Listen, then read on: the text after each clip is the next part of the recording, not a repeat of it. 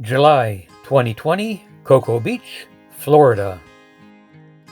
COVID really spiked again, and word got out that military bases and RV parks may start to shut their doors again.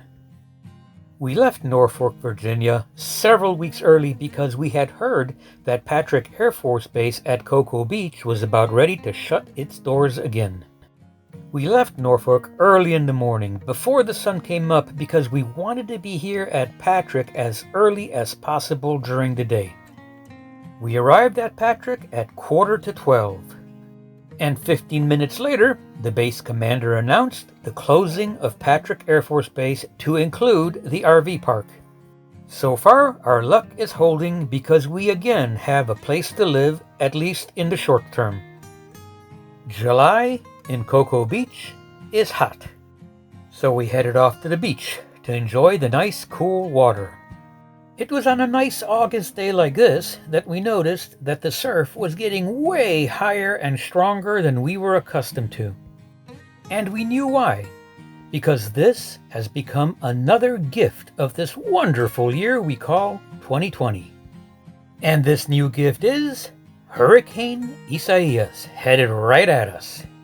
The RV park was a flurry of activity as everybody packed up and headed away from the coast.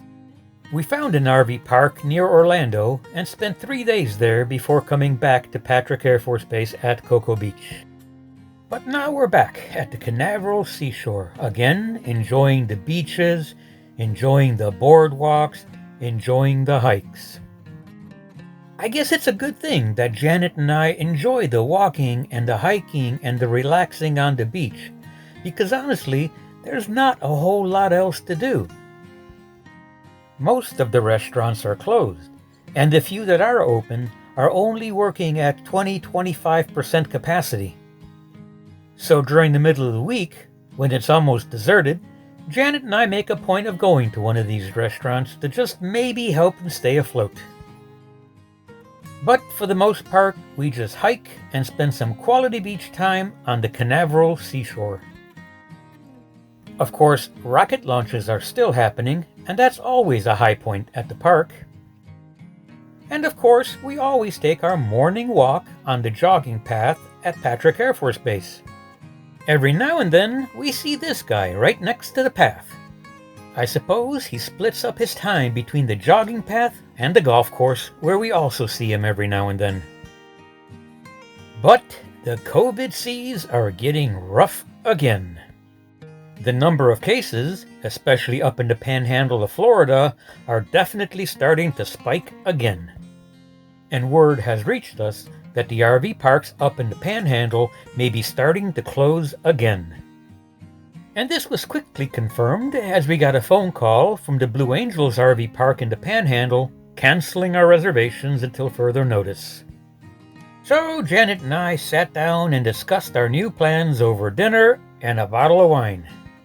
Janet and I both need to get to the Panhandle to take care of our both medical and dental appointments for the year. Fortunately, I was able to find an RV park that took reservations. So we hit the road way early and made our way up to the Pensacola area. It's nearly September as we leave Cocoa Beach, and we're seriously wondering what else this stupid year can possibly throw at us.